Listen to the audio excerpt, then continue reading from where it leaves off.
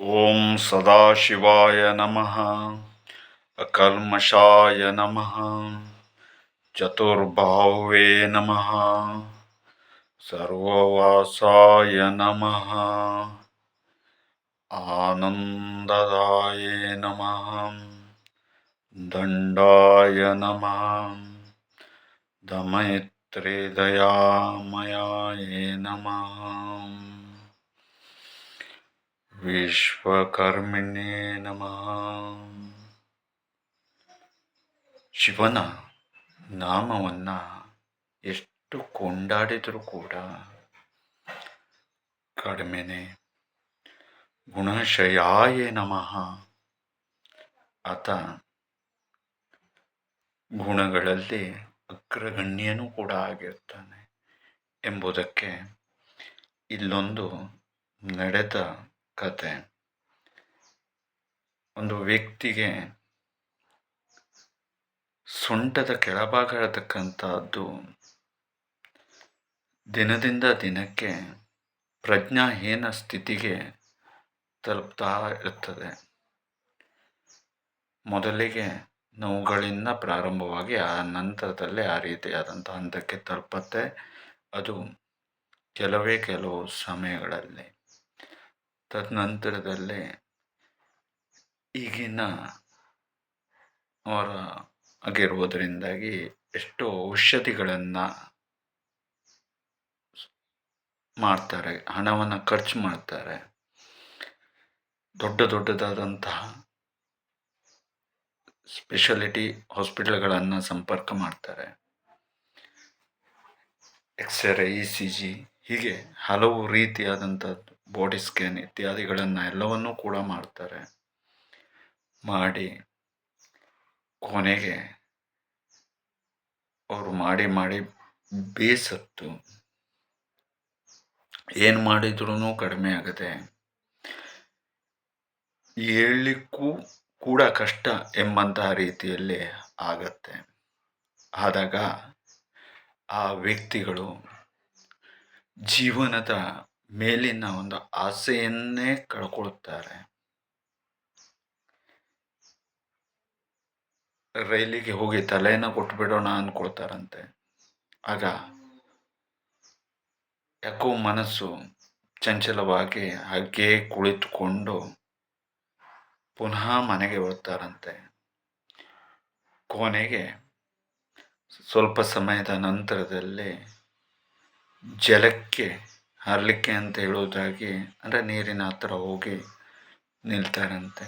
ಆಗ ಏನು ಮಾಡಿದರೂ ಅವರಿಗೆ ಜೀವವೇ ಬೇಡ ಎಂಬಂಥ ರೀತಿಯಲ್ಲಿ ಆಗಿ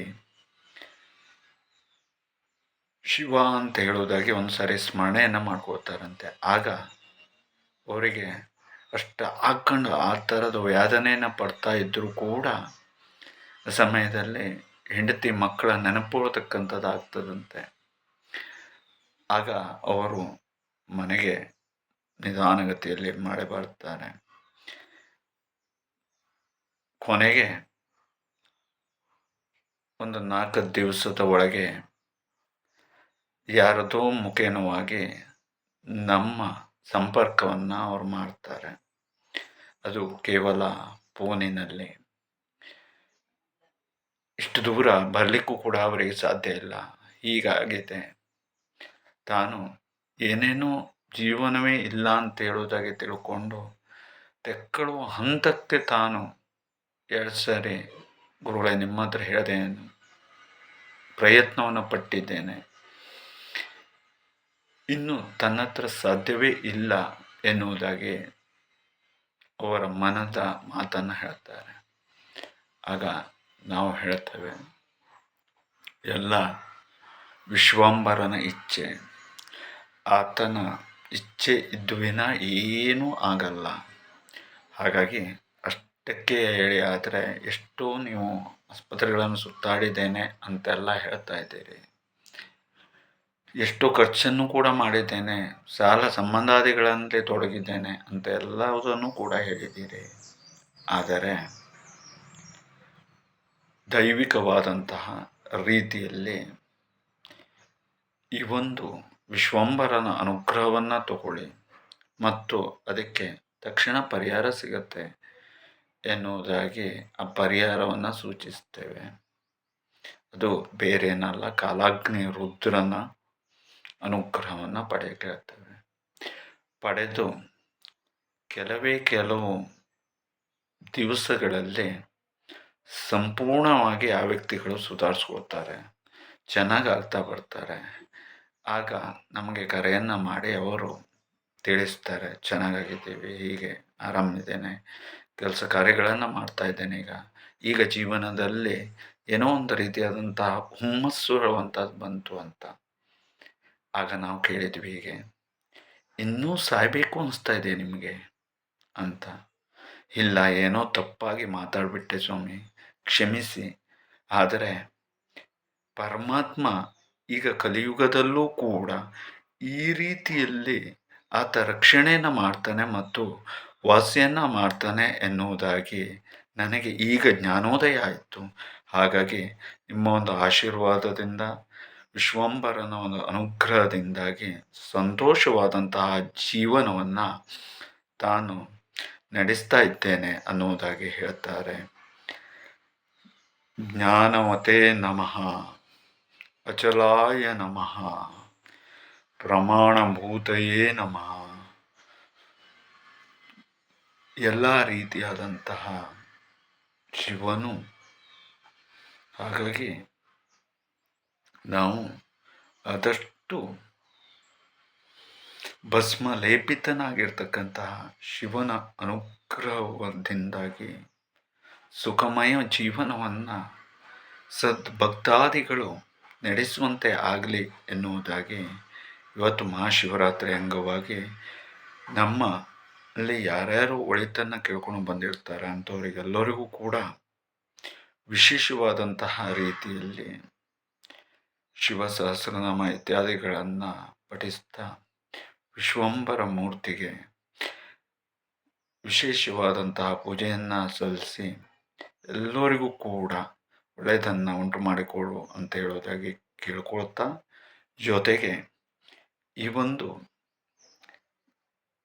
ಕಥೆಯಲ್ಲಿ ಇದು ಜೀವನದ ಕಥೆಯನ್ನು ಅರ್ಥ ಮಾಡಿಕೊಂಡು ನಾವು ನೀವೆಲ್ಲರೂ ಕೂಡ ಕ್ಷೇಮದಿಂದ, ಆನಂದದಿಂದ ಹಾಗೂ ಶಿವನಾಮ ಸ್ಮರಣೆಯಿಂದಾಗಿ ಇಷ್ಟು ಅಕ್ಷರ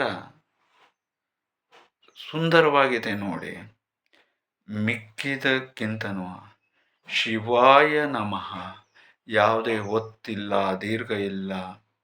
ಶಿವಾಯ 3 ಅಕ್ಷರ, ನಮಃ 2 ಅಕ್ಷರ, 2 ಟಿಮ್ಮು ಅಷ್ಟೇ. ಸುಲಭದಾಯಕವಾಗಿ ಆತನ ಸ್ಮರಣೆಯನ್ನು ಮಾಡಿಕೊಳ್ಬಹುದಾಗಿದೆ. ಹಾಗಾಗಿ ಆತನನ್ನು ಮನಸ್ಸಿನಲ್ಲಿ ಸ್ಮರಣೆಯನ್ನು ಮಾಡಿಕೊಳ್ತಾ ಇದ್ದರೆ ಆತ ನಮ್ಮ ಎಂತೆಂಥದೋ ಕಷ್ಟಗಳನ್ನೇ ನಿವಾರಣೆಯನ್ನು ಮಾಡಿಕೊಳ್ತಾನೆ. ಜೊತೆಗೆ ಸಾಧ್ಯವಾದರೆ ಯಾರ್ಯಾರು ಸ್ವಲ್ಪ ಗಮನ ಅಥವಾ ಅವರಿಗೆ ಉಪದೇಶಾದಿಗಳಿರತ್ತಂಥವರು ಸಹಸ್ರನಾಮ ಹಾಗೂ ಅಷ್ಟೋತ್ತರ ಇತ್ಯಾದಿಗಳನ್ನೆಲ್ಲ ಪಠನೆಯನ್ನು ಮಾಡುವುದರಿಂದ ಒಳಿತು. ಜೊತೆಯಲ್ಲಿ ಏನೂ ಬರುವುದಿಲ್ಲ ಅಂತ ಹೇಳಿದರೂ ಕೂಡ ಈಗೆಲ್ಲ CD, ಕೆಸೆಟು ಇತ್ಯಾದಿಗಳಲ್ಲಿ ಹಾಗೂ ಎಲ್ಲದರಲ್ಲೂ ಕೂಡ ರುದ್ರದಿಂದ ಹಿಡಿದು ಪ್ರತಿಯೊಂದು ಕೂಡ ಸಿಗ್ತಕ್ಕಂಥದ್ದು. ತಗೊಳ್ಳಿ, ಕೇಳಿ, ಆನಂದಿಸುವುದರ ಜೊತೆಯಲ್ಲಿ ಸಂಪೂರ್ಣವಾದಂತಹ ಶಿವಮಯದಿಂದಾಗಿ ನಾವು ಒಂದು ನೆಮ್ಮದಿಯನ್ನು ಕಾಣಲಿಕ್ಕೆ ಸಾಧ್ಯ.